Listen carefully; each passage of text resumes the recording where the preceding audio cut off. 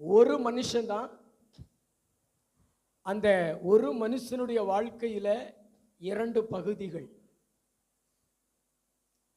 சும்மா நம்ம கிறிஸ்துவ பேர் வச்சிருக்கிறதுனால, கையில பைபிளை வச்சிருக்கிறதுனால, சர்ச்சுக்கு வர்றதுனால நம்ம ரட்சிக்கப்பட்டுட்டோம் அப்படின்னு நினைக்க கூடாது. ரட்சிப்பு என்பது நீங்க வெறும் கிறிஸ்துவ அடையாளங்களை கையில வச்சிருக்கிறத வச்சு அல்ல. நான் சில அடையாளங்களை நான் உங்களுக்கு சொல்ல போகிறேன். முதலாவது, ரட்சிப்பு என்பது என்ன என்பதை நம்ம தெரிந்து கொள்ளணும். ரட்சிப்பு என்பது என்ன? 2 ராஜாக்களின் புஸ்தகம் 5வது அதிகாரம் 14வது வசனம். அப்பொழுது அவன் இறங்கி தேவனுடைய மனுஷன் வார்த்தையின்படியே தேவனுடைய மனுஷனின் வார்த்தையின்படியே யோர்தானில் 7 தரம் மூழ்கின போது யோர்தானில் 7 தரம் மூழ்கின போது அவன் மாம்சம் ஒரு சிறு பிள்ளையின் மாம்சத்தை போல் மாறி ஒரு சிறு பிள்ளையின் மாமிசத்தை போல் மாறி அவன் சுத்தமானான். அல்லேலூயா. ரட்சிப்பு என்பது என்ன? சிறு பிள்ளையை போல மாறுவதுதான் ரட்சிப்பு.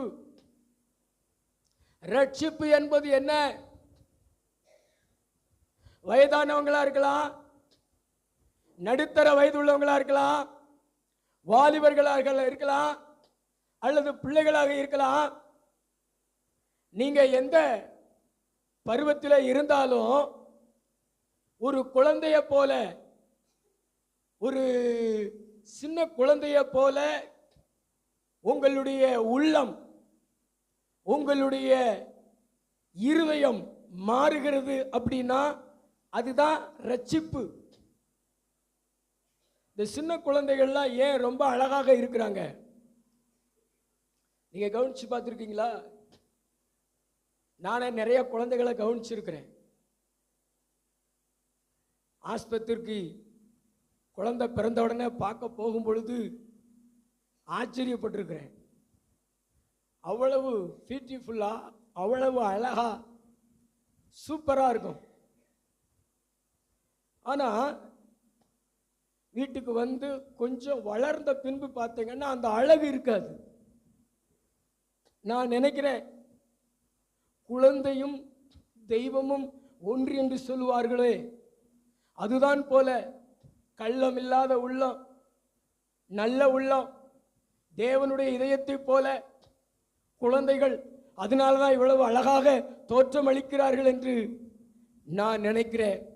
வேதம் நமக்கு அப்படித்தான் சொல்லுகிறது. ஒரு சிறு குழந்தைய போல நம்மளுடைய பேச்சு, நம்மளுடைய பார்வை, நம்மளுடைய உள்ளம், நம்மளுடைய செயல்பாடுகள் எல்லாம் மாறிச்சுன்னா அதுதாங்க ரட்சிப்பு. நாகமான் ஒரு குஷ்டரோகியாக இருந்தார். ஆனால் அவருடைய தேசத்தில், அவருடைய வீட்டில் வேலை செய்த ஒரு சிறு பெண்ணின் மூலமாக நற்செய்தி அறிவிக்கப்பட்டு இஸ்ரவேல் தேசத்துக்கு வந்து எலிசா தீர்க்கதரிசியினுடைய வீட்டு வாசலுக்கு முன்பாக நின்று, எலிசா தீர்க்கதரிசினாலே யோர்தான்ல 7 தரம் போய் மூழ்கி ஸ்நானம் பண்ண சொல்லி, அப்பொழுது குஷ்டரோகம் நீங்கி சுஸ்தமாவா என்று எலிசாவினாலே சொல்லப்பட்டு, அதே மாதிரி அவர் கீழ்ப்படிந்து தன்னுடைய குஷ்டரோகத்திலிருந்து சுகத்தை பெற்றுக்கொண்டவர். வெறும் குஷ்டரோகத்திலிருந்து மாத்திரம் அவர் சுகத்தை பெற்றுக்கொள்ளல, அவர் உள்ளத்திலையும் ஒரு மறுரூபத்தை பெற்றுக்கொண்டார். உண்மையிலே சொல்றேன், அதாவது எல்லாத்திலையுமே அவர் விடுதலையை பெற்றுக்கொண்டார். சரீரத்தில் விடுதலை பெற்றுக்கொண்டார், இதயத்திலே விடுதலை பெற்றுக்கொண்டார், நம்பிக்கையிலே விடுதலை பெற்றுக்கொண்டார். அவரை குறித்து வேதம் சொல்லுகிறது, அவருடைய சரீரம் ஒரு சிறு குழந்தையை போல மாறிற்று என்று. அல்லேலூயா. அப்படிப்பட்ட ஒரு அனுபவம் தான் ரட்சிப்பு. பக்கத்துல பார்த்து சொல்லுங்களேன், உங்களுடைய உள்ளத்தையும் ஒரு சிறு குழந்தையினுடைய உள்ளத்தை போல மாற்றிக்கொண்டீங்கன்னா அதுதான் ரட்சிப்பு. கள்ளம் இல்லாத, கபடம் இல்லாத, பொறாமை இல்லாத, சுயநலம் இல்லாத, பாவம் இல்லாத, பொய் இல்லாத கடவுளுடைய இருதயத்தை போல பெற்றிருக்கிற குழந்தைகளைப் போல நம்மை நாம் மாற்றிக்கொள்வதுதான் ரட்சிப்பு. நல்லா 2 கைகளை தட்டி தேவனுக்கு நன்றி சொல்லுங்க. நல்லா 2 கை தட்டி ஆண்டவருக்கு நன்றி. நீங்க கேட்கலாம், பாஸ்டர் எதை வச்சு சொல்றீங்க அப்படின்னு. ஆண்டவர் இயேசு கிறிஸ்துவே சொல்லி இருக்கிறாரே. மார்க்கு சுவிசேஷம் 10வது அதிகாரம் 14-15. இயேசு அதை கண்டு விசனமடைந்து, சிறு பிள்ளைகள் என்னிடத்தில் வருவதற்கு இடம் கொடுங்கள்.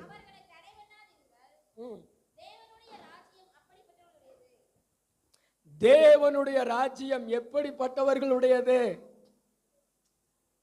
சொல்லுங்க. தேவனுடைய ராஜ்யம் எப்படிப்பட்டவர்களுடையது? பின்னாடி உள்ளவங்க சொல்லுங்க. தேவனுடைய ராஜ்யம், பரலோக ராஜ்யம் எப்படிப்பட்டவர்களுடையது? மறுபடியும் அந்த வசனத்தை வாசிங்க. எல்லாருமே வாசிங்க.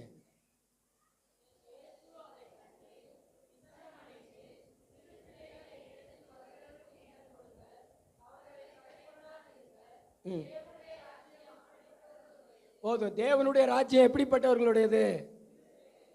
இன்னொரு முறை சொல்லுங்களேன். இன்னும் சத்தமா சொல்லுங்களேன். பக்கத்துல பார்த்துங்களேன். உங்களை மாதிரி இல்லை, சிறு பிள்ளைகளை போல நல்ல 2 கைகளை தட்டி ஆண்டவருக்கு நன்றி. நல்ல நல்ல நல்ல கை தட்டி ஆண்டவருக்கு. சிறு பிள்ளைகளை போல மாறாவிட்டால் தேவனுடைய ராஜ்யத்துக்குள்ள பிரவேசிக்க முடியாது. அவர் சொல்றாரு, தேவனுடைய ராஜ்யமே அப்படிப்பட்டவர்களுடையது. அப்படிப்பட்டவங்க தான் ரட்சிக்கப்பட்டிருக்காங்கன்னு அர்த்தம். அப்படிப்பட்டவங்க தான் பரலோகத்துக்குள்ள போவாங்க. நீங்க யாரா மாறணும்? பெருசு நீங்க மாறணும். சீக்கிரமா சிறுசா பக்கத்துல பார்த்து சொல்லுங்களேன். நீங்க மாறணும். இன்னும் நான் பெருசு, இன்னும் நான் பெருசு, இன்னும் நான் பெருசுன்னு சொல்லிக்கிட்டு அலையாதீங்க. நீங்க உருவத்துல பெருசா இருங்க. சொல்லுங்க. உருவத்துல பெருசா இருங்க, படிப்புல பெருசா இருங்க. ஆனா உள்ளத்துல, இதயத்துல சிறுசா, ஒரு சிறு குழந்தையின் இருதயத்தை போல பெற்றுக்கொண்டீங்கன்னா பரலோக ராஜ்யம் உங்களுடையது. பரலோக ராஜ்யம் உங்களுடையது. ஆமென். நல்ல கை தட்டி ஆண்டவருக்கு நன்றி சொல்லு. சரி, இப்பொழுது ரட்சிக்கப்பட்டவன் எப்படி இருப்பான்? ரட்சிக்கப்படாதவன் எப்படி இருப்பான்? ரட்சிக்கப்படுவது எப்படி? நான் வேகமா உங்களுக்கு சொல்றேன். கர்த்தருக்கு மகிமை உண்டாகட்டும். 2 ராஜாக்களின் புஸ்தகம் 5:15. அப்பொழுது அவன் தன் கூட்டத்தோடெல்லாம் தேவனுடைய மனுஷனிடத்துக்கு திரும்பி வந்து அவனுக்கு முன்பாக நின்று இதோ இஸ்ரவேலில் இருக்கிற தேவனை தவிர பூமி எங்கும் வேற தேவன் இல்லை என்பதை அறிந்தேன். இப்போதும் உமது அடியேன் கையில் ஒரு காணிக்கை வாங்கிக் கொள்ள வேண்டும் என்றான். ஹல்லேலூயா. இன்னைக்கு நிறைய பேருடைய வழக்கம் என்ன? நான் சொல்லுத கவனிங்க. நிறைய பேருடைய வழக்கம் என்ன? ஒரு ஆளுக்கு உடல்நிலை சரியில்லைன்னு வச்சுங்களேன், 9 பேர் வருவாங்க. எத்தனை பேர் வருவாங்க தம்பி? எத்தனை பேர் வருவாங்க? 9 பேர் வருவாங்க. அது இந்த மாத்தூர்ல இருந்து வந்தாங்கன்னு வச்சுங்களேன், ஒரு ஆட்டோ நிறைய வருவாங்க ஒரு ஆளுக்கு ஜெபம் பண்றதுக்கு. உடல்நிலை சரியில்லைன்னா தேவனிடத்துல வருவதற்கு துமு துமு துமு துமுன்னு வருவாங்க. ஆனா சுகமாயிருச்சு, அற்புதம் நடந்துருச்சு, ஆசீர்வாதம் வந்துருச்சு. அதுக்கு அடுத்து பார்த்தீங்கன்னா ஆள் வராது. அப்படியே ஆள் வந்தாலும் ஒரு ஆள் வரும், அல்லது ஆளே வராது. இதுதான் பழக்க வழக்கம். ஆனா நாகமான் அப்படி இல்லை. நாகமான் அப்படி இல்லை. நாகமான் தன்னுடைய கூட்டத்தோடு திரும்பி வர்றான். ஏன்னா அவனுக்கு அதனுடைய மகத்துவம் தெரிந்தது. எத்தனையோ கடினமான முயற்சி செய்தும் தன்னுடைய கடினமான வியாதியை எந்த தெய்வத்தாலும் சுகமாக்க முடியல. ஆனா இந்த இஸ்ரவேலில் இருக்கிற யெகோவா தேவன் சுகமே ஆகாத ஒரு கடினமான வியாதிய ஒரு லேசா எளிதான ஒரு காரியத்துல ஆண்டவர் சுகமாக்கிட்டாரே.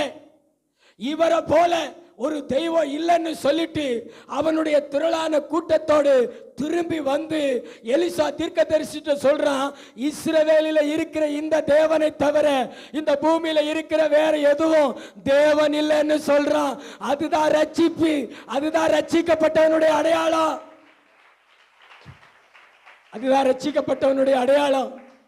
நல்ல ரெண்டு கையை தட்டி ஆண்டவருக்கு நன்றி சொல்லுங்களேன்.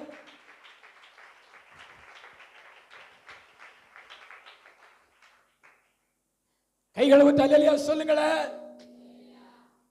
ஆசீர்வாதத்தை பெறுகிறதற்கு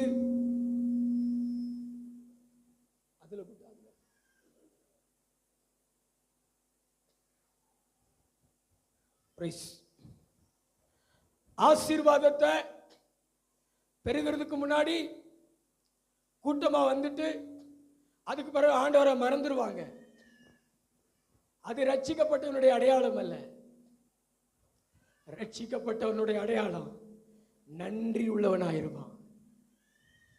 நினைச்சு பார்ப்பான். ஆண்டவருடைய சுகத்தின் தன்மையை நினைச்சு பார்ப்பான். ஒரு நாள் தாங்க, அந்த ஒரு நாள்ல அவன் ஆண்டவரை குறித்து சொல்லுகிற வார்த்தை, இஸ்ரவேலில் இருக்கிற இந்த தேவனை தவிர பூமி எங்கும் வேற எந்த தெய்வனும் தெய்வம் இல்லைன்னு சொல்றான். அடுத்து பார்த்தீங்கன்னா கர்த்தருக்கு காணிக்கை கொண்டு வரான். சும்மா வரல. இன்னைக்கு நிறைய பேரு ஆசீர்வாதத்தை பெற்றுக்கொள்ள வருவாங்க, அற்புதத்தை பெற்றுக்கொள்ள வருவாங்க, அதை மட்டும்தான் செய்வாங்க. ஆனா ஆசீர்வதித்த தேவனை, அற்புதம் செய்த தேவனை மறந்துடுவாங்க. இந்த நாகமான் அப்படி மறக்கல. கூட்டத்தோட வந்தான், தேவனை துதிச்சு பாடினான். ரட்சிக்கப்பட்டவனால சும்மா இருக்க முடியாது.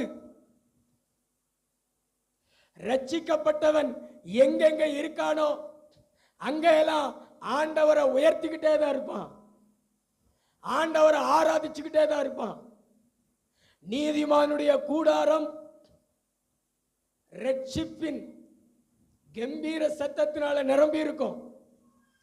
கர்த்தர் தனக்கு செய்த நன்மைகளை சொல்லி சொல்லி சொல்லி துதிச்சுக்கிட்டே இருப்பான். சாத்தானை மிதிச்சுக்கிட்டே இருப்பான், ஆண்டவரை ஆராதிச்சுக்கிட்டே இருப்பான். அதே மாதிரி கர்த்தருக்கு கொடுக்கிறதுக்கு யோசிக்க மாட்டான். பக்கத்துங்களை பார்த்து சொல்லுங்களேன், இந்த ரட்சிப்பின் அடையாளம் உங்களிடத்துல இருக்கிறதா? எழுதாதீங்க, பேச சொல்லும் பொழுது இந்த ரட்சிப்பின் அடையாளம் உங்களிடத்துல இருக்கிறதா? என்னிடத்துல இருக்கு பாஸ்டர்னு சொல்றவங்க கையை உயர்த்தி காமிங்களேன். கூட்டத்தோட வந்திருக்கீங்களா? யார் கூட்டத்தோட வந்திருக்கா? பெத்த பிள்ளைய கூட விட்டுட்டு வந்துருவீங்க, சொந்த பந்தங்களை கூட விட்டுட்டு வந்துருவீங்க. இதெல்லாம் ரட்சிப்பின் அடையாளம் கிடையாது. ரட்சிக்கப்பட்டவனால ஒண்டியா தேவனிடத்துல வர முடியாது. தேவனிடத்துல வந்து அவன் சொல்ற வார்த்தைய எம்மதம் சம்மதம் அப்படியெல்லாம் சொல்ல மாட்டான். அவன் சொல்ற வார்த்தை, தேவன் தாயா தெய்வம், தேவரை தவிர இந்த பூமியில வேற தெய்வம் இல்லை, அப்படிதான் சொல்லுவான். அல்லேலூயா சொல்லுவோமா? தாவீதை கூட நம்ம அப்படி பார்க்கிறோம். சங்கீதம் 42 4வது வசனத்துல, சங்கீதம் 42 முன்னே நான் பண்டிகை ஆசரிக்கிற ஜனங்களோடு கூட நடந்து கூட்டத்தின் களிப்புமான துதியுமான சத்தத்தோடு தேவாலயத்துக்கு போய் வருவேனே. இவைகளை நான் நினைக்கும் போது என் உள்ளம் எனக்குள்ளே உருகுகிறது. அந்த வசனத்தை எடுத்து வாசி. சங்கீதம் 42, சங்கீதம் 42 எடுத்துட்டீங்களா? 42 4 வாசி.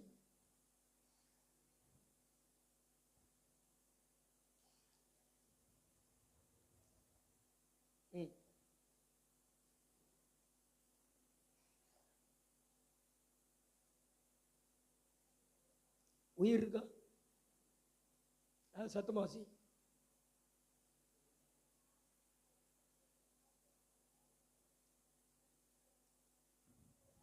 முன்னே நான் பண்டிகை ஆசரிக்கிற ஜனங்களோடு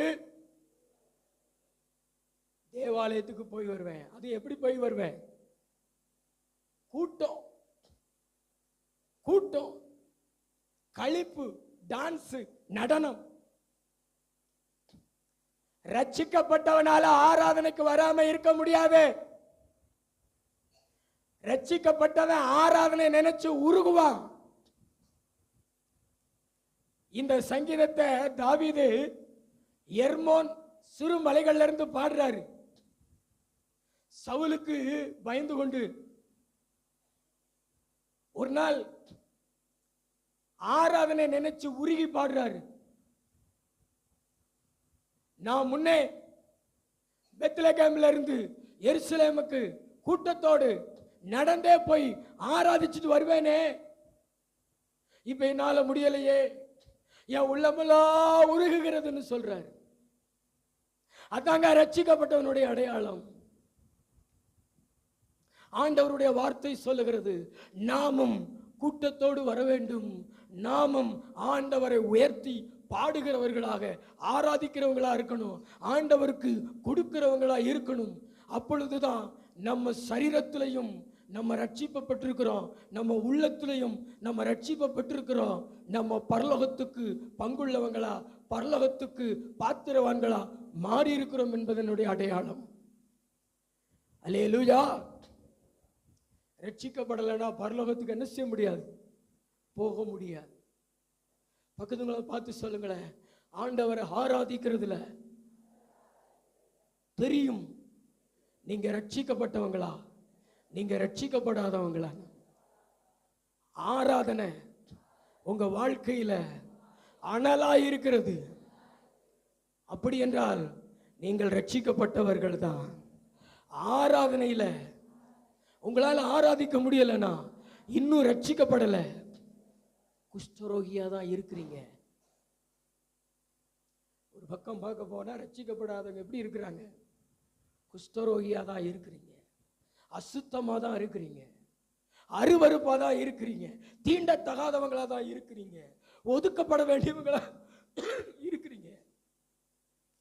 மனம் திரும்புங்க. இரண்டாவது ஒரு அடையாளத்தை நம்ம வாசிக்கலாம். 2 ராஜாக்களின் புஸ்தகம் 5:17.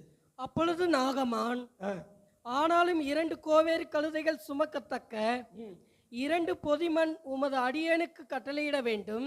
ஆனாலும் 2 கோவேறு கழுதை சுமக்கத்தக்கதாக 2 பொதி மண் உமது அடியேனுக்கு கட்டளையிட வேண்டும். உமது அடியேனுக்கு கட்டளையிட வேண்டும். உமது அடியேன், உமது அடியேன் இனி கர்த்தருக்கே அல்லாமல், இனி கர்த்தருக்கே அல்லாமல் அந்நிய தேவர்களுக்கு சர்வாங்க தகனத்தையும், அந்நிய தேவர்களுக்கு சர்வாங்கத்தையும் தகனத்தையும் பலியையும் செலுத்துவதில்லை.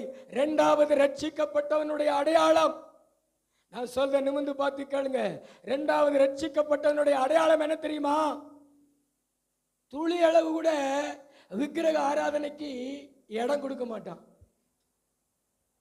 அவன் பிறந்தது, அவன் வளர்ந்தது, அவன் உருண்டது, அவன் பிறண்டது எல்லாமே விக்கிரகம் விக்கிரகம் விக்கிரகமா இருக்கும். ஆனா ரட்சிக்கப்பட்டுட்டான்னு வச்சுங்களேன், ஒரு சின்ன துவாரத்தின் வழியா கூட விக்கிரக ஆராதனை வரக்கூடாதபடிக்கு ஒரு முழுமையா அவன் அதை அடைச்சு போட்டிருப்பான், வராதபடிக்கு அடைச்சு போட்டிருப்பான். பாருங்களேன், எலிசா தீர்க்கதரிசி இடத்துல வந்து மண்ணு கேட்கிறான். மண்ணு எதுக்கு? சாப்பிடுதுக்கா? நிறைய பேர் மண்ணு சாப்பிடுவாங்க.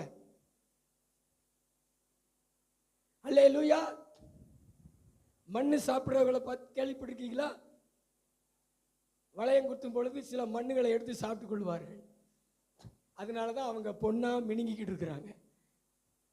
அல்லேலூயா. மண்ணு சாப்பிடக்கூடாது.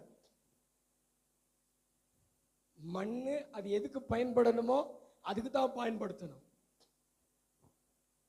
இங்கே நாகமான் 2 பொதி மண்ணு கேட்க அவருக்கு தெரிஞ்சு போச்சு,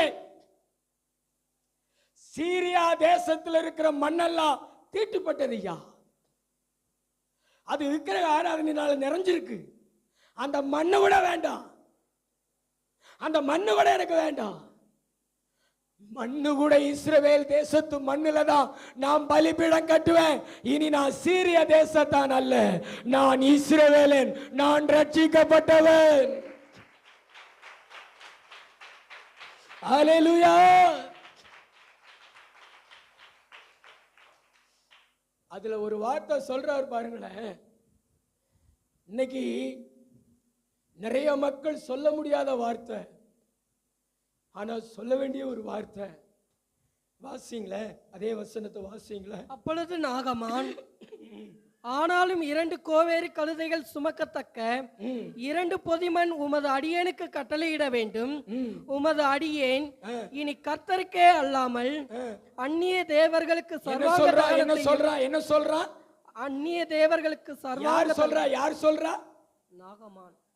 சொல்லுங்களேன், யார் சொல்றா? நாகமான். நாகமா யாரு? சீரிய தேசத்தான்.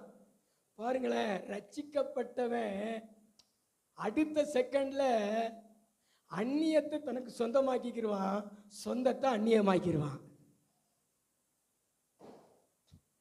அவனுடைய அந்நிய தேவர்களை, அதாவது அவனுடைய சொந்த விக்கிரகங்களை அந்நிய தேவர்கள்னு சொல்றான். ஆனா இவ்வளவு நாள் அந்நியமா வச்சிருந்த ஆண்டவரை சொந்தம்னு சொல்லிட்டான். அதான் ரட்சிப்பின் அடையாளம். உங்களுக்கு இன்னும் என் குல தெய்வம் அப்படின்னு சொல்லிட்டு விக்கிரகங்களை பிடிச்சுக்கிட்டு இருந்தீங்கன்னா இன்னும் நீ ரட்சிக்கப்படல.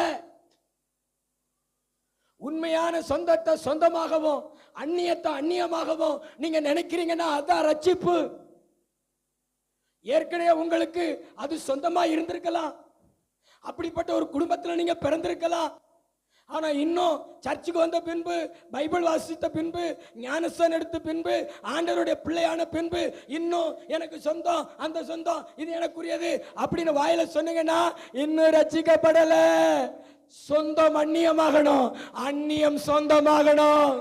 அதுதான் ரட்சிப்பு.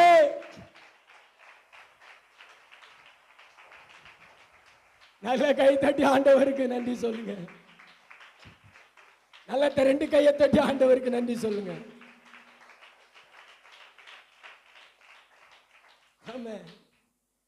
ரட்சிக்கப்படுவதற்கு ஒரு நாள் போதுங்க.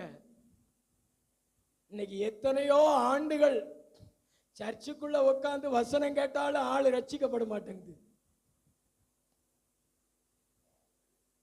ஆனா இவனுக்கு, இந்த நாகமானுக்கு ஒரே நாள்ல ரட்சிப்பு வந்துச்சு. தான் உண்மையான ரட்சிப்பு. ஒரு 1.5 நாள் இருக்கும். அவங்க தேசத்திலிருந்து கிளம்பி வந்து பயணப்பட்டு எலிசா வீட்டுக்கு முன்னாடி நின்று அவர் யோர்தானுக்கு அனுப்பி யோர்தான்ல மூழ்கி எழுந்ததான் தாமசம். குஷ்டரோகம் காணாமல் போச்சு. அப்பயே ரட்சிப்பு வந்துருச்சு. அதான் உண்மையான ரட்சிப்பு. வந்து சொல்றாரு, எலிசாட்ட சொல்றாரு, இனி அந்நிய தேவர்களுக்கு நான் பலி செலுத்த மாட்டேன்னு. நீங்க அப்படி ஒரு தீர்மானம் எடுத்தீங்கன்னா அதான் ரட்சிப்பு. ரட்சிக்கப்பட்டவன் அப்படித்தான் சொல்லுவான், இனி நான் விக்கிரக ஆராதனை செய்ய மாட்டேன், இனி வேற விக்கிரக ஆராதனைகளுக்கு நான் இடம் கொடுக்க மாட்டேன், அதெல்லாம் அந்நியர்களுக்குரியது. இன்னைக்கு அந்நியர்களுக்குரியதை தான் மக்கள் சொந்தமா வச்சிருக்காங்க. அப்படித்தானே? கல்யாணம்னா எந்த டேட்ல வைக்காங்க? எந்த டேட்ல வைக்காங்க? வளைகாப்பு எந்த டேட்ல வைக்காங்க? எந்த டேட்ல வைக்காங்க? பக்கத்துல பார்த்துக்காளுங்களேன். எந்த டேட்ல வைக்காங்க? எந்த டேட்ல வைக்காங்க? ஊரெல்லாம் வளைகாப்பு, வீட்டுல வளைகாப்பு. அப்ப எந்த டேட்ல வச்சிருக்காங்க சொல்லுங்க. முகூர்த்த நாள், இன்னொரு கல்யாணத்தை முடிக்க வேண்டியதான். நல்ல நாளா? நல்ல நாளா? நல்ல நாள் எவனுக்குரியது? அது அந்நியனுக்குரியது அல்லவா? அதில் எதுக்கு நீ சொந்தம் கொண்டாடுற? அதுல எதுக்கு நீ சொந்தம் கொண்டாடுற? நீ கிறிஸ்தவன் தானே, நீ ரட்சிக்கப்பட்டவன் தானே, நீ கையில பைபிளை வச்சிருக்கீல, உன் குஷ்டரோகம் எல்லாம் மாறிடுச்சுன்னு சொல்றீல. ஆனா இன்னையே அந்நியத்தை சொந்தமா வச்சிருக்க. அது ரட்சிக்கப்பட்டவனுடைய அடையாளம் அல்ல. ரட்சிக்கப்பட்டவனுடைய அடையாளம் சொந்தத்தை சொந்தமாக்கிக் கொள்வது. நம்முடைய ஆண்டவர் நமக்கு சொந்தம். சொந்தத்தை சொந்தமாக்கிக் கொள்வது அந்நியம். அந்நியத்தை அந்நியமாக கொள்வது அதுக்கு எனக்கு சம்பந்தம் இல்லை. நாங்கள் ஆண்டவருடைய பிள்ளைகள். அதுதான் ரட்சிக்கப்பட்டவனுடைய அடையாளம்.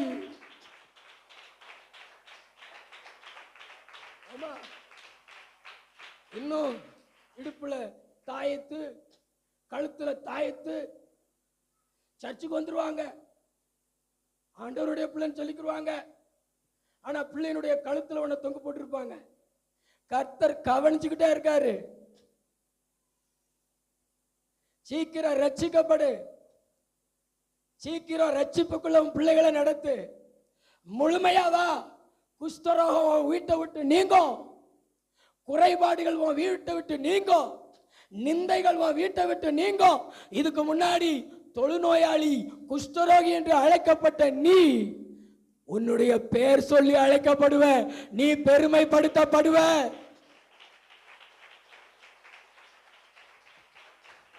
நல்ல கையை தட்டி ஆண்டவருக்கு நல்லதான் நன்றி சொல்லுங்க.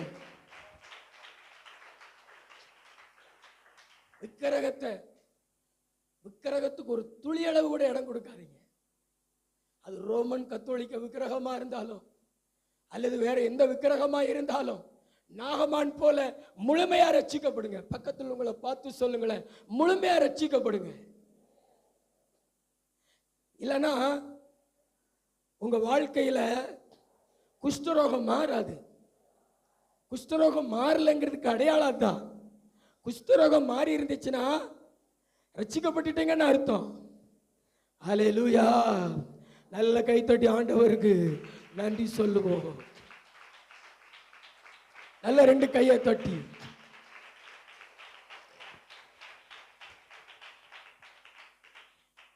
ரட்சிக்கப்படாதவன் எப்படி இருப்பான்? நான் இப்ப சொன்னது ரட்சிக்கப்பட்டவன். இப்ப சொல்ல போறது இதே நாகமான் தான். வேற யாரையும் நான் கொண்டு வந்து நிறுத்த போறதில்ல. ஆண்டவரே இந்த மனுஷனையே காமிச்சு போதி அப்படி சொன்னார். அதனாலதான் இந்த மனுஷனை கொண்டு வந்திருக்கிறேன். ரட்சிக்கப்படாதவன் இவன் ரட்சிக்கப்படுறதுக்கு முன்னாடி எப்படி இருந்தான்? 2 நாளாகமம் 5:10-11. அப்பொழுது எலிசா அவனிடத்தில் ஆள் அனுப்பி, நீ போய் யோர்தானில் 7 தடவை ஸ்நானம் பண்ணு, அப்பொழுது உம் மாம்சம் மாறி நீ சுஸ்தமாவா என்று சொல்ல சொன்னா, அதற்கு நாகமான் கட்டும். அம்மா எப்படி கோபம், எப்படி கோபம், எதுக்கு கோபம்?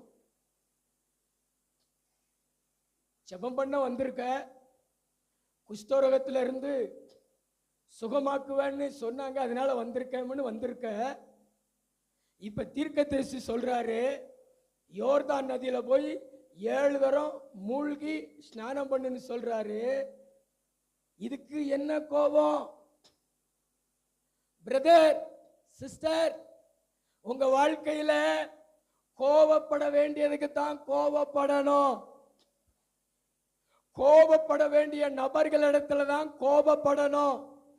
கர்த்தரிடத்திலையும் கர்த்தருடைய ஊழியக்காரனிடத்திலையும் அவங்க சொல்லுகிற சில காரியங்களுக்கு கீழ்ப்படிய மனதில்லாம அவிசுவாசத்தினால கோபப்படுகிறதையும் தவிர்க்க வேண்டும். நீங்க சர்ச்சில் கோபப்பட்டீங்கன்னு வச்சுங்களேன், அது நீங்க ரட்சிக்கப்படலைன்னு அர்த்தம். முன்னாடி ரட்சிக்கப்பட்டிருக்கான்.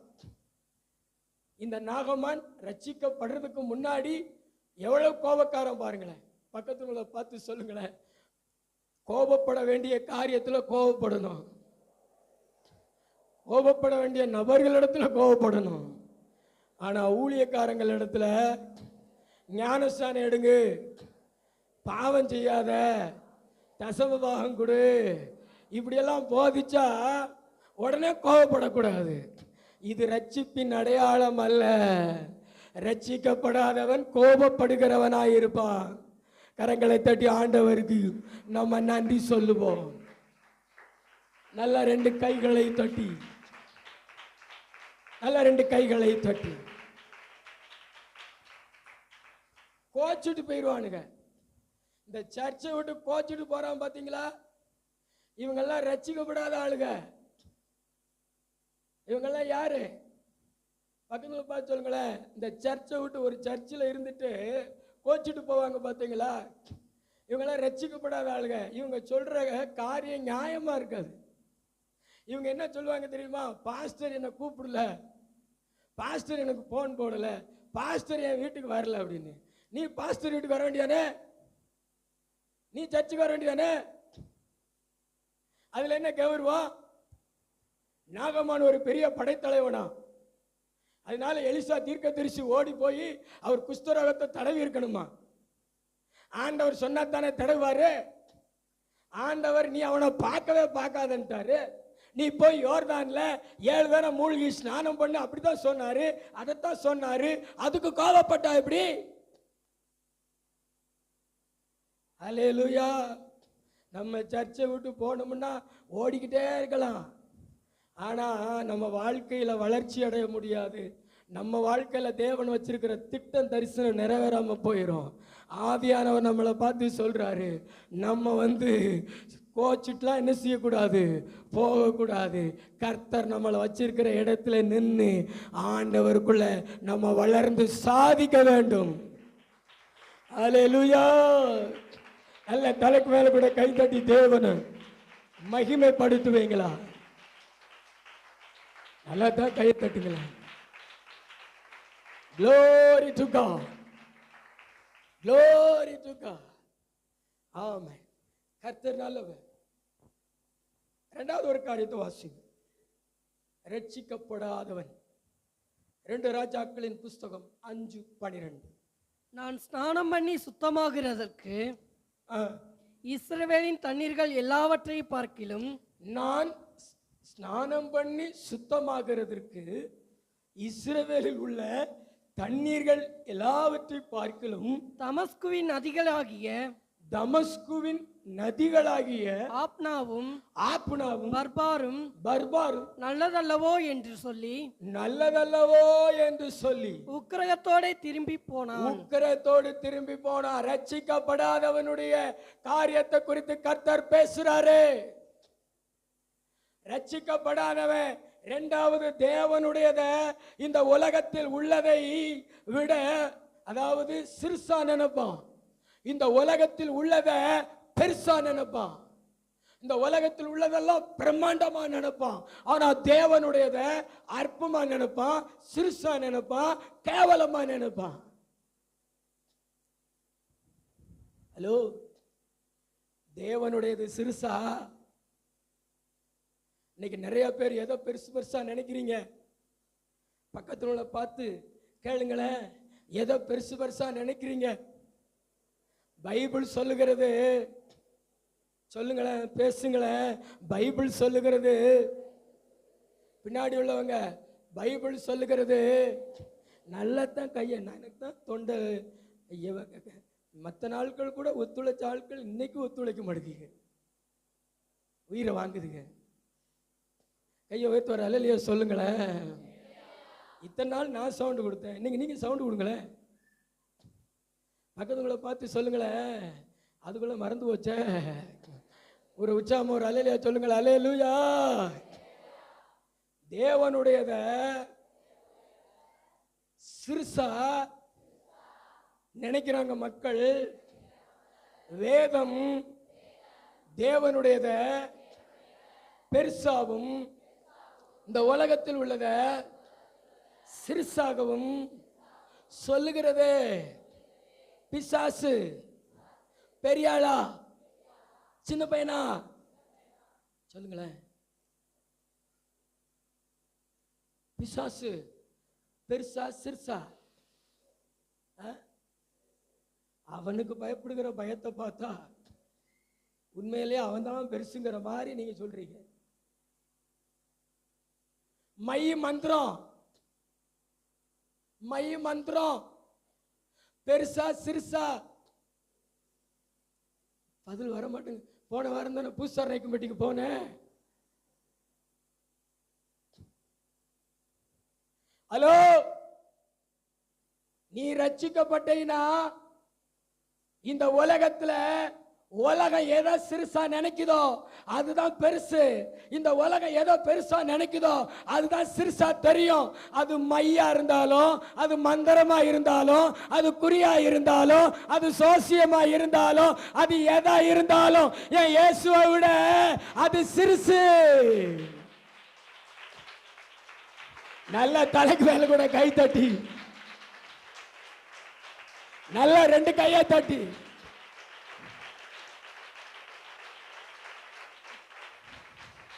இந்த ரட்சிக்கப்பட்டவன் வாயிலிருந்து அவன் எனக்கு இதை வச்சுட்டான், எனக்கு இதை வச்சுட்டான்னு வாயில வரவே வராது. ஆனா இந்த ரட்சிக்கப்படாதவன் வாயிலிருந்து சும்மா வாசல சும்மா ஒரு பேப்பர் கிடக்கும். விடிய காலம் எந்திரிச்சு வந்து, ஐயோ யாரோ திணீரை போட்டு போயிட்டாங்க. அது திணீர் இல்ல, சுடுகாட்டுல இருந்து எடுத்துட்டு வந்த சாம்பல். அல்லேலூயா. நம்ம வாழ்க்கையில இயேசுநாதரை மீறி இந்த உலகத்துல எதுவுமே கிடையாதுங்க. இந்த உலகத்துல மனுஷன் நடுங்கக்கூடியது மரணம். இந்த உலகத்துல மனுஷன் நடுங்கக்கூடியது பாவம். இந்த உலகத்துல மனுஷன் நடுங்கக்கூடியது பிசாசு. ஆனா இதை விட இவைகளெல்லாம் நடுங்க வைக்கிறவர் தாங்க ஆண்டவராகிய இயேசு கிறிஸ்து. அல்லேலூயா. நீங்க எத்தனை பேர் நம்புறீங்க? நம்புறீங்களா? நம்புறீங்களா? தலைக்கு மேல கை தட்டி, இயேசுவே நீதான் பெருசு சொல்லுங்க, வாயை திறந்து. ஆமே. சாவுக்கே சாவு கொடுத்தவர் நம்ம இயேசுப்பா. தெரியுமா உங்களுக்கு? சாவுக்கே சாவு கொடுத்தவர் இயேசுதான் பெரியவர். உங்க கண்களுக்கு அவர் மட்டும் தான் பெருசா தெரியணும். இந்த நாகமானுக்கு அவங்க தேசத்தில் உள்ள நதி அவனுக்கு பெருசா தெரிஞ்சு, ஆனா இஸ்ரவேல் உள்ளதெல்லாம் ரொம்ப கேவலமா தெரிஞ்சு. அதனாலதான் அவனுடைய கடினமான வியாதியை சுகமாக்குறதுக்கு ஆண்டவர் எளிதான யோர்தான் நதிக்குள்ள வச்சிருந்தாரு. நீ என் தேசத்தினுடைய நதியவா அப்படி நினைக்கிற இரு, இந்த நதியில மூழ்கினா தான் அவனே உனக்கு சுகம்னு சொல்லிட்டாரு. ஆண்டவருடைய சமூகத்துல லேசானது கூட பெரிய வியாதிகளை குணமாக்குங்க. அல்லேலூயா. அதனாலதான் சர்ச்சில் வேதத்துல கர்த்தர் என்னென்னலாம் செய்ய சொல்லி இருக்கிறாரோ அதெல்லாம் செஞ்சிடணும். அது பைத்தியம் மாதிரி தெரியும், அது ஒண்ணு நடக்காத மாதிரி தெரியும், ஆனா செய்யணும். ஆனா அதுல பாத்தீங்கன்னா உலகம் செய்ய முடியாத, உலகம் தர முடியாத ஒரு மகிமையும் ஒரு சுகத்தையும் தேவன் அதுல வச்சிருப்பார். அல்லேலூயா. யோர்தான் நதிய ஆண்டவர் அந்த நாகமானுக்கு முன்னாடி பெருசா காமிக்கிறார். இந்த யோர்தான் நதி அது பரிசுத்த ஆவியானவருக்கு ஒப்புமையாக இருக்கிறது, ஜீவ தண்ணீர். நம்ம என்னைக்குமே ஆவியானவரை அற்பமா நினைக்க கூடாது. இன்னைக்கு கூட நிறைய பேரு பரிசுத்த ஆவியானவரை அற்பமா நினைக்கிறீங்க. உலகத்துல ஒரு ஸ்கூல்ல ஏதாவது ஒண்ணு செய்ய சொல்லிட்டா செஞ்சிடுறீங்க. ஆனா சர்ச்சில் வந்து கொஞ்ச நேரம் கை தட்டுங்க, பாட்டு பாடுங்க, அந்நிய பாஷை பேசுங்க அப்படின்னா பேசுறது கிடையாது. கௌரவம் என்ன ஆயிரும்? அவங்க நினைச்சுக்கிறாங்க மற்றவங்க நம்மளை என்ன நினைப்பாங்கன்னு. குஷ்டரோகி குஷ்டரோகி என்று அழைக்கப்பட்ட அந்த பேரை இயேசு மாத்தினாரே தேவன். நாகமான் சுகமான பின்பு ஒரு முறை கூட அவன் குஷ்டரோகி என்று மக்களால் அழைக்கப்பட்டிருக்க மாட்டான். அந்த பேரையை அடக்கம் பண்ணிட்டார் கர்த்தர். உன் வாழ்க்கையில் இன்னைக்கு எது இகழ்ச்சியாய் மற்றவர்களாலே அழைக்கப்படுகிறதோ, உனக்கு கொடுக்கப்பட்டிருக்கிறதோ அதை ஆண்டவர் அடக்கம் பண்ணி விடுவார். கடன்காரி அப்படிங்கிற அந்த பேர்னால் அழைக்கப்படுறியா? நீ கவலைப்படாத. நாகமான் போல தேவனை விசுவாசி, யோர்தான்ல வந்து முழுகு, பரிசுத்த ஆவியில நிரம்பு, அந்நிய பாஷையில நிரம்பு. சீக்கிரத்தில் அந்த பேர் ஆண்டவர் அடக்கம் பண்ணிடுவார். அல்லேலூயா. நம்புறீங்களா? எத்தனை பேர் நம்புறீங்க? நல்ல கைத்தட்டி ஆண்டவருக்கு நன்றி.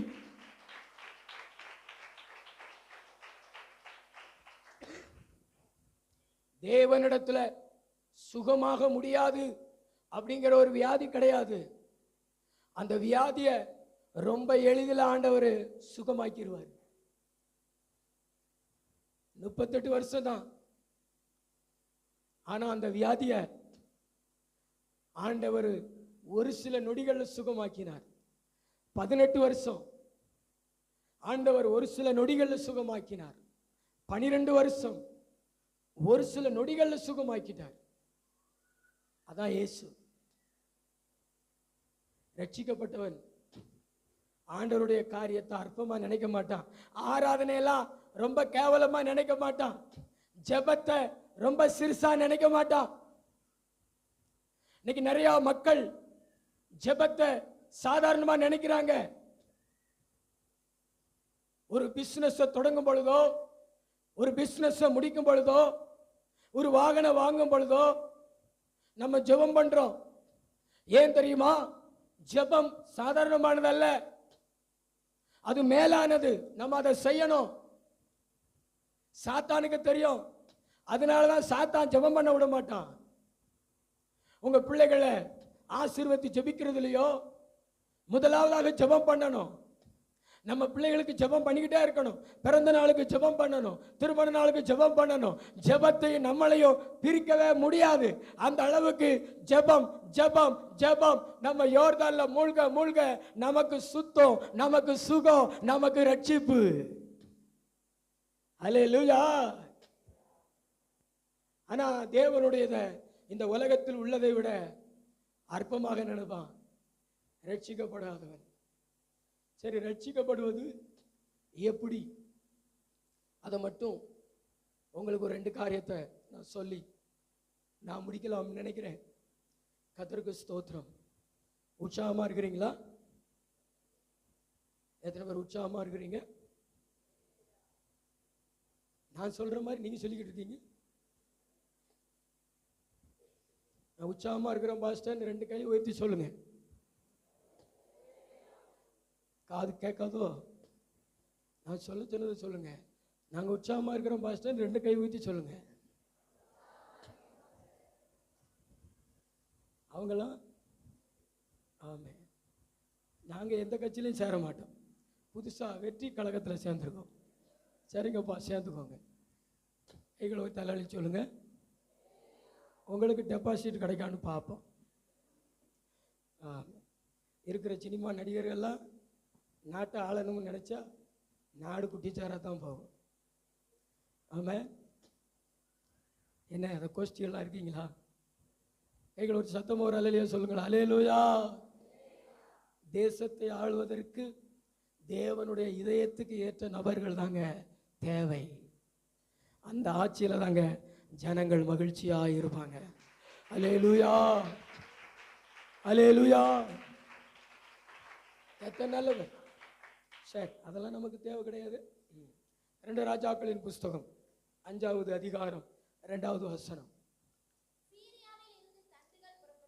சீரியாவிலிருந்து தண்டுகள் புறப்பட்டு இஸ்ரவேல் தேசத்திலிருந்து ஒரு பெரிய பெண்ணா அல்லது சிறிய பெண்ணா? சொல்லுங்க. சிறிய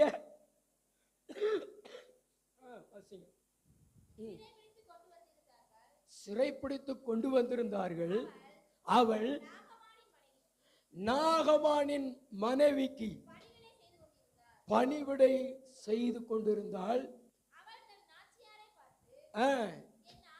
என் ஆண்டவன் சமாரியாவில் இருக்கிற தீர்க்க தரிசிகளிடத்தில் போவாரானால் நலமாயிருக்கும். அவர் குஷ்டரோகத்தை நீக்கி விடுவார் என்றார். நான் சொல்றத கவனமா கேளுங்க. ரட்சிப்பு எல்லாருக்கும் வராது. உங்க வீட்டுக்காருக்கு எத்தனை முறை ரட்சிக்கப்படட்டும் ஜெபம் பண்றீங்க, ஆனா ரட்சிப்பு வருதா? தேவன் ரட்சிப்பதற்கு அந்த நபர் பாத்திரமா இருக்கணும், இல்லைன்னா ரட்சிப்பு வராது. தேசத்தின் அதிபர்களுக்காக ஜெபிச்சு வாய் புண்ணாய் போச்சா, அவங்க ரட்சிக்கப்படலை. விக்கிரக ஆராதனை தான் பெருகிட்டு. அதுக்காக நான் ஜெபிக்க கூடாதுன்னு சொல்லலை, ஜெபிக்கணும். பாத்திரமாய் இருக்கிற மக்களை ரட்சிப்பார். நாகமான்களை கர்த்தர் தொடுவார். அவர் ரட்சிப்பின் அதிபதி. இந்த நாகமான் குஷ்டரோகிக்கு ரட்சிப்பு கிடைத்தது. அதற்கு காரணம் அந்த நாகமான் குஷ்டரோகிக்கு இருந்த வியாதி பெருசு, தொழுநோய், சுகமாகாது. இப்ப அந்த நோயை முற்றிலுமாய் அரசாங்கம் ஒழித்து விட்டது. ஆனா முன்பெல்லாம் நான் சின்ன வயசுல இருக்கும் பொழுது நிறைய விரல்கள் இல்லாம, கால் கை விரல்கள் இல்லாம, முகமெல்லாம் சுருங்கி போய் நிறைய பேரை நான் பார்த்துருக்கிறேன். அதை சுகமே மாக்க முடியாதான். அப்படி இருந்திருந்ததென்றால் அந்த காலத்தில் அது எவ்வளவு கொடூரமான, எவ்வளவு மோசமான வியாதியா இருந்திருக்கும். வேதாகமம் சொல்லுகிறது, அந்த தொழுநோய் வந்துருச்சு அப்படின்னா அவங்கள ஊருக்குள்ளே விட மாட்டாங்க. ஊருக்கு அப்புறத்தில் கொண்டு ஒதுக்கி வச்சிருவாங்க. அவங்களுக்கு ஊருக்கு வெளியே ரோட்ல போறவங்க வாரவங்க அப்பத்தை தூரத்துல இருந்து போடுவாங்க. அதாவது எப்படி போடுவாங்கன்னா, அங்க இருக்காங்கன்னா இங்க இருந்து நம்ம கிரிக்கெட் பால் போடுவாங்கல்ல, அது மாதிரி அப்படி போடுவாங்க. அவங்க என்ன செய்வாங்கன்னா, அவளுக்கு பிடிக்கவும் முடியாதுல்ல, அவங்க அப்படி அப்படி வந்து அப்படி பிடிப்பாங்க. தண்ணி அங்க எங்கேயாவது ஊற்றி வச்சிருப்பாங்க. இப்படித்தான் வியாதி பார்த்தீங்கன்னா கொடூரமானது, நம்ப முடியாதது. ஆனா அது அற்புதத்துக்கான வழி பார்த்தீங்கன்னா அற்பமா நினைக்கக்கூடியது. ஏதாவது ஒரு டாக்டர் சொல்லியிருந்தா அல்லது ஏதாவது ஒரு மூலிகை மருத்துவர் சொல்லியிருந்தா சுகமாகும் அப்படின்ட்டு போவாங்க. ஆனா இந்த நாகமானுடைய வீட்டில் வேலை செய்த சிறு பெண், இந்த மாதிரி பெண், சிறு பெண், நான் சொல்றத கவனிக்கீங்களா தம்பி? கவனிக்கிறீங்களா? யாரை பத்தி இப்ப பேசிக்கிட்டு இருக்கோம்? இமானுவேலா? நாகமான். கை ஊத்துவர் அல்லேலூயா சொல்லுங்களேன். அல்லேலூயா. ஒரு சிறு பெண் விசாரிக்கலாம் செய்யல. அந்த சின்ன பிள்ளை எஜமாட்டிட்டு சொல்றா, எஜமாட்டி நாகமான்ட்டு சொல்றா. நாகமான் ஏன் எதுக்குன்னு கேட்கல, ராஜாட்ட போய் சொல்றாரு. ராஜாவும் சூப்பர்மேன், உடனே கடிதள்ளி கொடுத்தான், காணிக்கையும் கொடுத்துட்டான். வந்துட்டார் ஐயா, நேர ராஜாட்ட போறாரு. ராஜா சட்டையை பிடிச்சி கிழிச்சுக்கிட்டு இருக்காரு. உடனே எலிசா இங்க வர சொல்லுன்னு சொன்ன உடனே இங்க வர்றாரு. இங்க வந்த உடனே தான் யோர்தான்ல போய் 7 தடவை மூழ்கின உடனே மூழ்கிறா, சுகமாயிருச்சு. ஆண்டவர் நாகமானுக்கு வெறும் சுகத்தை மாத்திரம் கொடுக்கலங்க, இருதயத்துல மாத்தத்தையும் கொடுத்தாருங்க. அதுக்கு காரணம் என்ன தெரியுமா? சிறியது என்று அசட்டை செய்யவில்லை. தேவனுடையது சிறியதா இருந்தாலும் உள்ள போய் பார்த்தா தான் அதனுடைய மகிமை தெரியும். ஹல்லேலூயா. நல்ல தலைக்கு மேல கூட கை தட்டி தேவனை மகிமைப்படும். நல்ல 2 கையை தட்டி.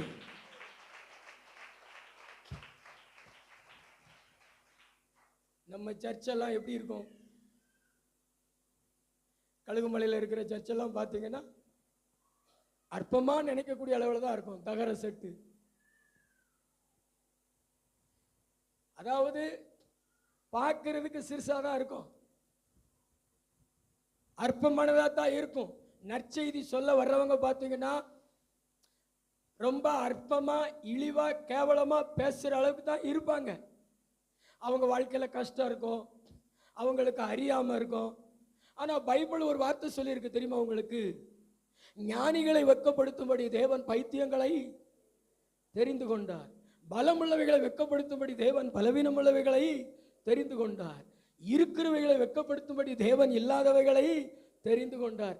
நீங்க அற்பமா நினைக்கிற அளவுக்கு தான் இருக்கும். பாஸ்டரா இருந்தாலும் நீங்க ரொம்ப பெரிய பாஸ்டர், நம்ம பாஸ்டருடைய பேக்ரவுண்ட் பெருசு, அவங்க தாத்தா, அவங்க பாட்டி, அப்படியெல்லாம் ஒன்றும் கிடையாது. நீங்க அற்பமா நினைக்கிற அளவுல தான் இருக்கும். ஆனா உள்ள வந்து பார்த்தீங்கன்னா சுகமாக முடியாத வியாதியும் சுகமாக்குறதுக்கு வழி பிறக்கும். நல்ல தலைக்கு மேல கூட கை தட்டி தேவனை மகிமைப்படுத்துங்களேன். நல்லதான் கொஞ்சம் கை தட்டி தேவனை மகிமைப்படுத்துங்க.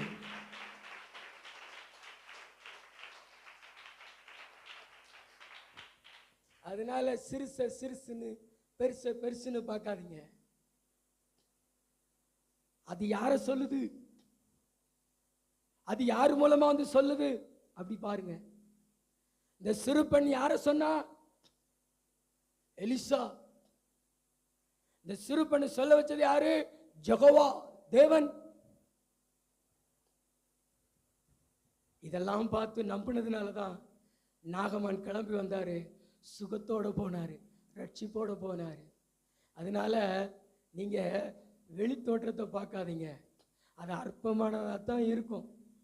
காணிக்க வாங்கி உங்ககிட்ட நாங்க காணிக்க வாங்கி எங்களுடைய தேவைகளை நாங்கள் பூர்த்தி செய்கிற விதத்துல தான் எங்களுடைய வாழ்க்கையை தேவன் அமைச்சிருக்கிறார். ஆனா உங்க மனசுல நம்மகிட்ட வாங்கி சாப்பிட்ற ஆளு இவர் ஜெபம் பண்ணி நோய் சுகமாகுமா, இவர் சொல்றதெல்லாம் நம்ம கேட்கணுமா அப்படின்னு நீங்க நினைச்சீங்கன்னா இன்னைக்கு இல்லை, இன்னும் 72 வருஷம் ஆனாலும் ரட்சிப்பை பெற்றுக்கொள்ள மாட்டீங்க. ஆண்டவர் நல்லவர், இவங்க மூலமாகவும் கர்த்தர் நமக்கு அற்புதம் செய்வார்னு சொல்லி நீங்க விசுவாசிச்சீங்கன்னா வரும்போது குஷ்டரோகம், போகும்போது சுத்தமான நிலை. அதுதான் ஆண்டவர் செய்கிற அற்புத நிலை. ஹல்லேலூயா. நல்ல கை தட்டி, நல்ல 2 கையை தட்டி ஆண்டவர் அற்பமா நினைக்காதீங்க. பக்கத்துல உள்ள பார்த்து சொல்லுங்களேன், பிசாசு தான் அற்பமா நினைப்பான். நல்ல கையை பிடிச்சி சொல்லுங்களேன், பிசாசு தான் அற்பமா நினைப்பான். இந்த பக்கம் கையை பிடிச்சி சொல்லுங்களேன், பிசாசு தான் அற்பமா நினைப்பான். ஆண்டவரையும் பாஸ்டரையும் பைபிளையும் அற்பமா நினைப்பான். இதுவரைக்கும் எந்த பிசாசுமே என்ன மதிப்பா பேசினதே கிடையாது. எத்தனையோ பேய் துரத்திருக்கேன், அந்த பேயெல்லாம் சொல்லும், ஏப்பா என்ன சொல்லும், போக மாட்டேன் போ அப்படி சொல்லி. ஏன்னா அது யாரு? பிசாஸ். அது மாதிரியே நிறைய மக்கள் இருப்பாங்க, அது இது ஒன்று தான், அதனால அப்படித்தான் பேசுவாங்க. அற்பமானவனுக்கு அற்புதத்தின் மகத்துவம் என்ன செய்யாது, தெரியாது. ஆனா ஆண்டவருடைய காரியம் அற்புதமானதா இருந்துச்சுன்னா நீங்களும் அற்புதமானவங்க தானே. அல்லேலூயா.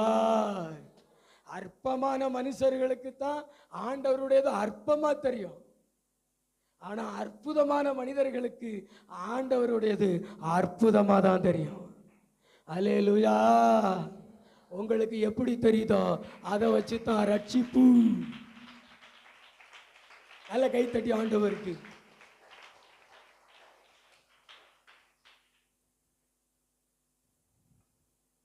ரெண்டு ராஜாக்கள் 5:13.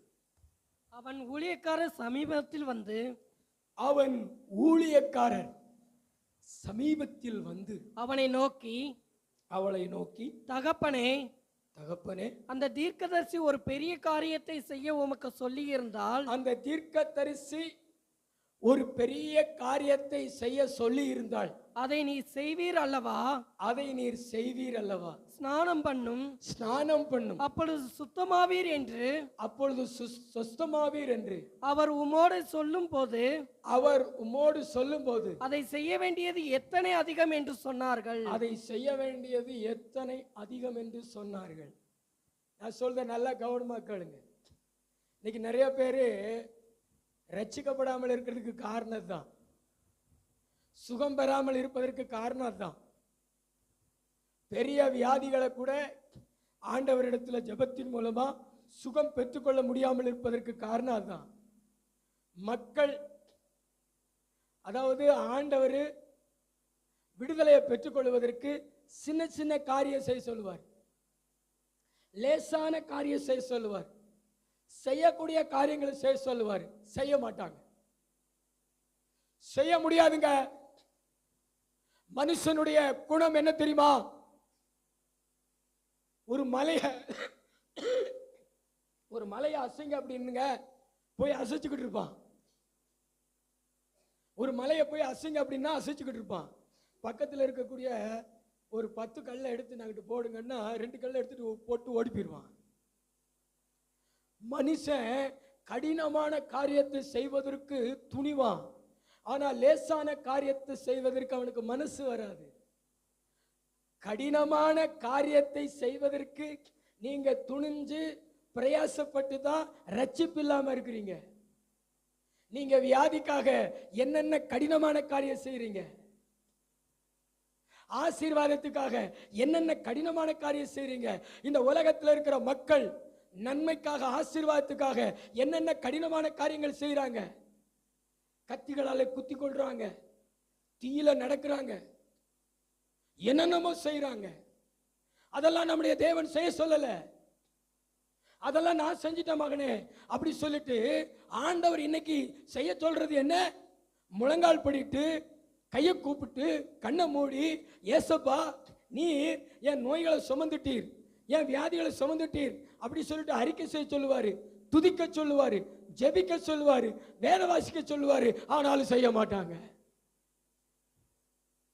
ஹலோ, ஆண்டவர் நமக்கு சொல்லுகிற காரியம் அது சிறிய காரியம்தான். ஆனா அதை செஞ்சிட்டோம்னா ஓ பெரிய பெரிய வியாதிகள் கூட சுகமாக்க முடியும் தேவனால. ஆமென். இந்த அந்நிய பாஷை பேசுகிறதெல்லாம் பெரிய காரியமா சிறிய காரியமா? அந்நிய பாஷை பேசுகிறது சொல்லுங்களேன். நின்று கொண்டு ஆண்டவரை ஆராதிக்கிறது சிறிய காரியமா பெரிய காரியமா? சொல்லுங்களேன். வேலை செய்கிற இடத்துல, பஸ்ல, ஃபங்க்ஷன் வீட்டில் பல மணி நேரம் கால் வலிக்க நிற்பாங்க, ஆனா சர்ச்சில் உட்காந்துக்குருவாங்க. ஏன்னா இது பெரிய காரியமா? ஆண்டவருடைய வார்த்தை சொல்லுகிறது, தேவன் உங்களுக்கு பெரிய காரியம் செய்ய சொல்லல. அவர் நமக்கு செய்ய சொல்லுகிற ஒவ்வொரு காரியமும் சிறுசுதான், லகுவானவைகள் தான். அதை செய்ய அர்ப்பணிக்கும் பொழுது, அதை செய்ய பிரயாசப்படும் பொழுது சுகம். இந்த நாகமான் எங்கெங்கேயோ போயிட்டு வந்திருப்பான், எத்தனையோ நதிகள்ல குளிச்சிருப்பான், எத்தனையோ தான தர்மம் பண்ணியிருப்பான், பெருசு பெருசா செஞ்சிருப்பான். ஆனா அவனுக்கு அற்புதம் நடக்கல. தேவனிடத்துல வந்த போது சின்ன காரியம் தான் செய்ய சொன்னார், ஆனா அவனால செய்ய முடியல. கோபம் கொண்டு போனான். ஆனா உடனிருந்தவர்கள் சொன்னபடினால அதுக்கு கீழ்ப்படிந்து செஞ்சான், அற்புத சுகத்தை பெற்றுக்கொண்டான். அல்லேலூயா. நான் செய்ய சொல்றது என்ன அப்படின்னா, தேவன் சர்ச்சில் உங்களை செய்ய சொல்லுகிற சின்ன காரியமா இருந்தாலும் நீங்க செய்யுங்க, தேவன் பெரிய அற்புதங்களை செய்வார்.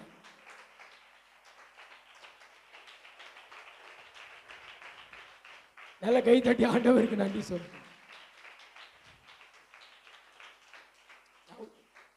ஒரு உதாரணம் சொல்றேன். கர்த்தர் நல்லவர். ஏவாளுக்கு 2 பேரிடத்துல இருந்து வார்த்தை வந்துச்சு. முதல்ல தேவனிடத்துல இருந்து, மரத்தில் இருக்கிற கனியா புடுங்கி சாப்பிடாதன்னு. 2வது பிசாசினிடத்துல இருந்து வார்த்தை வந்துச்சு, மரத்துல இருந்து புடுங்கி சாப்பிடுங்க. இதுல எது கஷ்டமானது?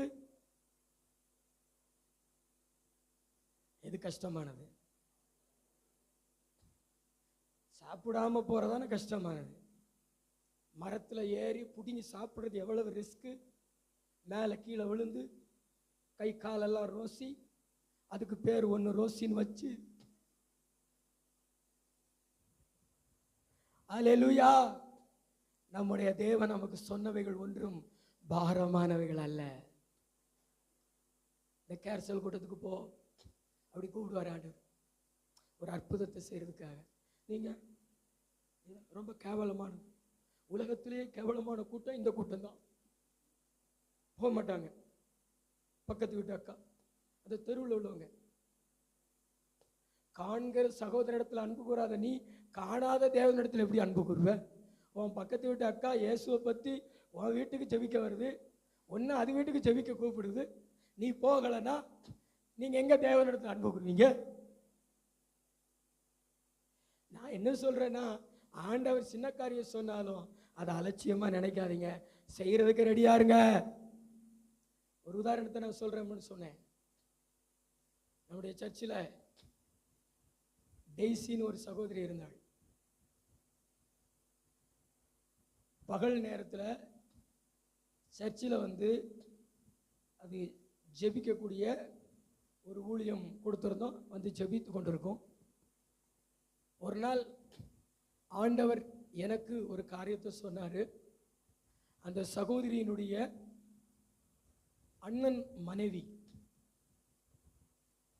சகோதரி லீலா, அந்த சகோதரியையும் அந்த மகளோடு சேர்ந்து ஜெபிக்க சொல்லுன்னு சொன்னார். நானும் அதை சொன்னேன். அந்த சகோதரியும் அவங்க அண்ணிட்டு சொன்னாங்க. 2 பேருமே சேர்ந்து ஜெபம் பண்ணினாங்க. கொஞ்சம் காலம் ஆனது. ஆண்டவர்கிட்ட நம்ம ஏன் எதுக்கெல்லாம் கேட்கக்கூடாது, நம்ம செஞ்சுக்கிட்டே இருந்தோம்னா நன்மையை பார்ப்போம். அதுக்கு பிறகுதான் அந்த சகோதரி திருமணம் செய்து சில ஆண்டுகள் கர்ப்பத்தின் ஆசீர்வாதம் தாமதித்த போது கர்த்தர் அற்புதம் செய்தார். அல்லேலூயா. அதுதான் இந்த குழந்தைக்காக எவ்வளோ செலவழிக்கிறாங்க தெரியுமா?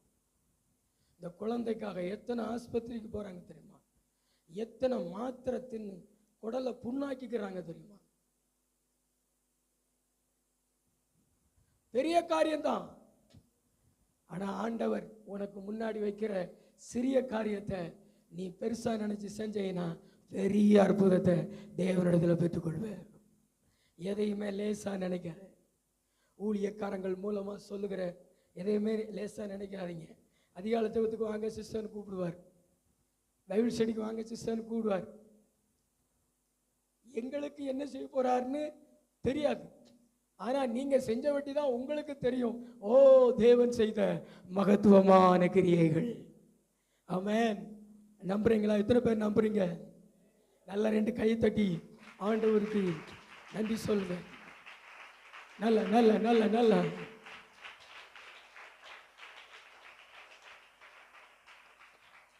இதனால தாங்க நாகமான் வீட்டுக்கு ரட்சிப்பு வந்துச்சு. சிறுசா பார்க்கல, பெருசா பார்த்தான். எளிதான காரியத்தை அவன் செய்வதற்கு அர்ப்பணிச்சான். கர்த்தர் அவன் ஆசீர்வதிச்சார். இந்த ஜெபம் எல்லாம் ரொம்ப எளிதானதுதான். இந்த வாலிபர் கூட்டமெல்லாம் ரொம்ப எளிதானதுதான். இந்த சனிக்கிழமை ஜெபம் ரொம்ப எளிதானதுதான். ஆனா இந்த பிள்ளைகள் பார்த்தீங்கன்னா அதை ரொம்ப பெருசா நினைச்சுக்கிடுவாங்க. அதை செய்வதற்கு மனசு வராது.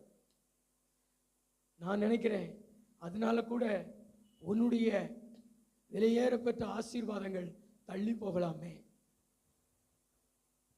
ஆமென். எளிதானதையும் தேவன் உங்களுக்கு நியமித்திருக்கிறதையும் செய்து பழகுங்கள். ரட்சிப்பை சுதந்தரிங்க. ரட்சிக்கப்பட்டீங்கன்னா உங்களுக்கு பரலோகம். இந்த பூமியிலே உங்களுக்கு சுத்தம். இந்த பூமியில உங்களுக்கு மகிமை. இனி உங்க பேர்ல குறைபாடு இருக்காது. உங்க பேர்ல பெருமை இருக்கும். ஆமென். நல்ல 2 கை தட்டி தேவனுக்கு மகிமை செலுத்துங்க.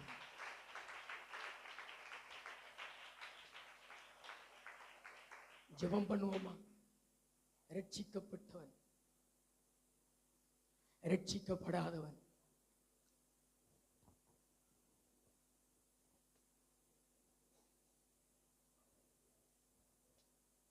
இந்த வசனத்தின் மூலமா உங்ககிட்ட பேசினார் ஆண்டவர்.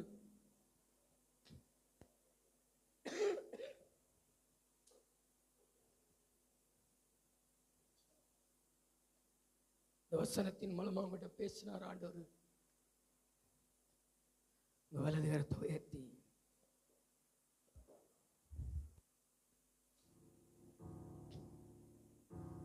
இன்னும் ரட்சிக்கப்படாம இருக்கிறீங்களா?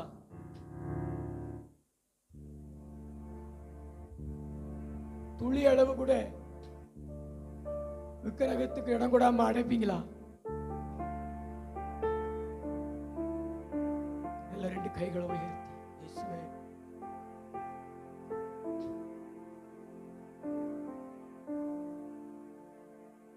ஆண்டவர் இப்ப சொல்றாரு. நீ இப்ப சொல்லும் பொழுது நிறைய பேர் கீழ்படுகிறது இல்லைங்க. நான் இப்பயே பெரிய அற்புதங்களை செய்யணும்னு காத்திருக்கேங்க.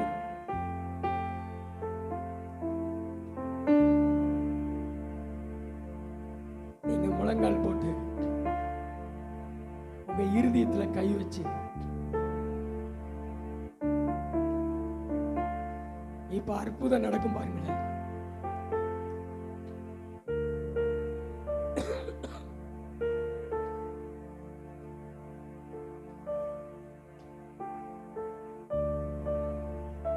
நான் ஒன்னும் சொல்ல போறதில்ல, ஆனா தேவன் செய்ய போகிறார். இறங்கி வந்திருக்கிறார். நான் சொன்னதை நீங்க நாகமான் மாதிரியே விசுவாசிச்சீங்கன்னா இன்னைக்கு நீ நினைச்ச இதுவரைக்கும் அற்புதத்தை பெறாத அந்த காரியத்துல அற்புதத்தை பெற்றுக்கொள்வீங்க.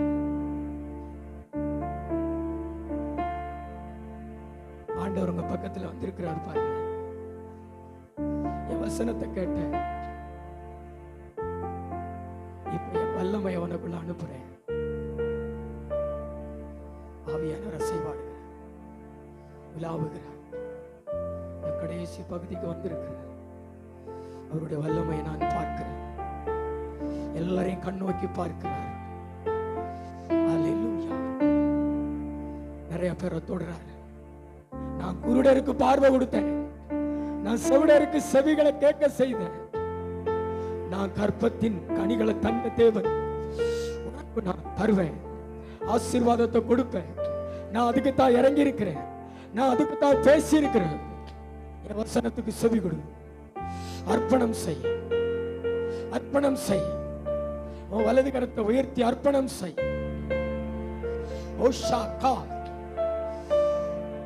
வரும் அற்புதம் வரும் பாரு. அற்புதம் வரும் பாரு. மறுபடியும் சொல்றேன், நான் குருடர்களுக்கு பார்வை கொடுத்த தேவன். என்ன நம்பு, என்ன நம்பு, என்ன நம்பு மகளே. வானத்துல இருந்து வல்லமை வரும், வானத்துல இருந்து வல்லமை வரும். என்ன நம்பு. Heal in the name of Jesus. Heal in the name of Jesus. உன் குஷ்டரோகம் நீங்குகிறது, உன் பாவ வாழ்க்கை நீங்குகிறது. Jesus name, Jesus name. இனிய பாஷை பேசுங்க, நல்லா பேசுங்க. அற்புதம் செய்ய போறேன், அற்புதம் செய்ய போறேன், அற்புதம் செய்ய போறேன். கை தட்டி பத்துக்கோ. அற்புதம் செய்ய போறேன். சின்னவன் 1000 ஆவணும் இல்ல, சிறியவன் பலத்த ஜாதி ஆவணும் இல்ல. அற்புதம் அற்புதம் அற்புதம் அற்புதம் அற்புதத்தை செய்ய போறேன், அற்புதத்தை செய்ய போறேன். பிள்ளைகள் வாழ்க்கையில் அற்புதம் செய்ய போறேன், எதிர்காலத்தில் அற்புதம் செய்ய போறேன், அற்புதம் செய்ய போறேன். பயப்படாத, அற்புதம் செய்ய போறேன். கூட இருப்பேன் என்கிறேன். அற்புதம் செய்ய போறேன். அற்புதம் வந்துருச்சு, உன் வீட்டுக்கு வந்துருச்சு. அற்புதம் அற்புதம் வந்துருச்சு, மிராக்கிள்ஸ் வந்துருச்சு. கை தட்டி பெற்றுகள், பெற்றுகள், பெற்றுகள், பெற்றுகள். அற்புதம் அற்புதம். நான் அற்புதம், நான் அற்புதம், நான் அற்புதம், நான் அற்புதம்.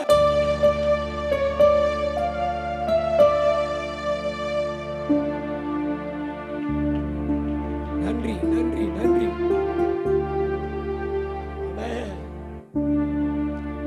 உள்ளவரே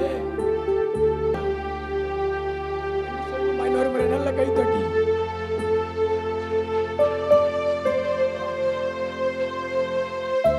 நன்றி ஏசப்பா, நீர் கொடுத்த வார்த்தைக்காக நன்றி. நீர் அழைத்துக் கொண்ட ஆத்துமாக்களுக்காக ஸ்தோத்திரம். அந்த மக்கள் எல்லாரையும் ஆசீர்வதியும், நல்ல சுகம் கொடுங்க, சமாதானம் கொடுங்க. இந்த வாரம் முழுதும் கூட இருங்க, பாதுகாத்துக் கொள்ளுங்க, பலப்படுத்துங்க. ரத்த கொடிகளை மறைங்க, சாட்சியா நிறுத்துங்க. கன மகிமை நமக்கு செலுத்துகிறோம். இயேசு கிறிஸ்துவின் மூலம் பிதாவே.